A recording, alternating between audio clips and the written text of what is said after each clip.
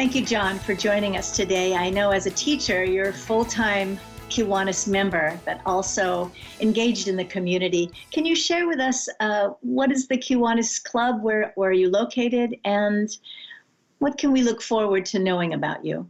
Thank you very much for having me. The Kiwanis Club in the state of Hawaii, we are Division 22, and we have 10 clubs in the state, 2 on the Big Island, 3 on Maui, 4 here on Oahu, and 1 on Kauai.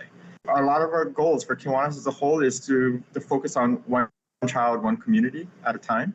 So our primary focus is to work with the youth in our community. As a teacher at Kaiser High School, you are the Key Club advisor.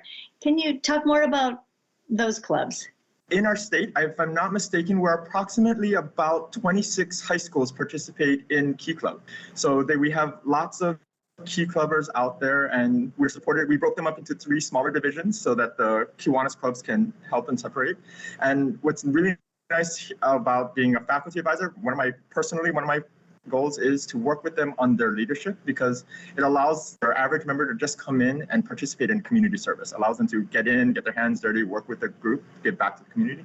And also, there's a lot of emphasis on working on our officers so that they can plan, they can organize, they can, figure out what they need to do to make sure a service project can go smooth. And at this particular time in Hawaii's history, our social conditions have significantly changed. What have you noticed, and how is Kiwanis addressing that? One of the things that is a hard thing is with all of our protocols that have kept us apart. It's been one thing to try to find ways to keep giving service back to the community. So we have lots of programs that we try to do virtual, whether it's going to be card making for like hospitals, whether it's going to be food or clothing drives, whether it's going to be school supplies drives. A lot of the things that we keep doing, the goal was how do we keep going? Because right at the beginning of 2 years ago, when we had to shut down, there was a lot of what do we do now? And so it took us just a little bit of time to go, all right, let's get ourselves rolling again. Let's get ourselves, reaching out to our community partners to say, what can we still do, even if we can't be there in person? And what I hear you saying is actually the social conditions of what we talk about still exist.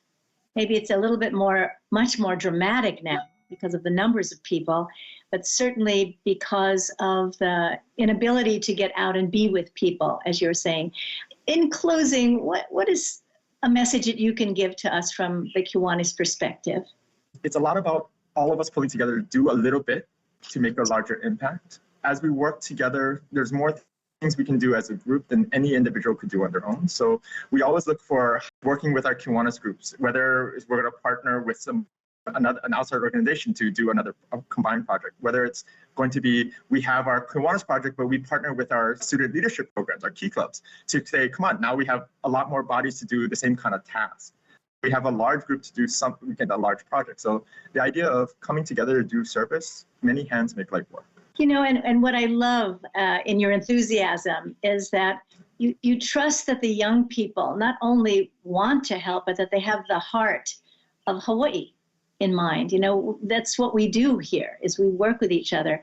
And just a brief success story, if you can just close with that. For me, as a teacher, I always recognize the success of the students. So being able to see the students do projects has always impressed me, the way they come out. And you think I have a lot of energy, they always come out with tons more.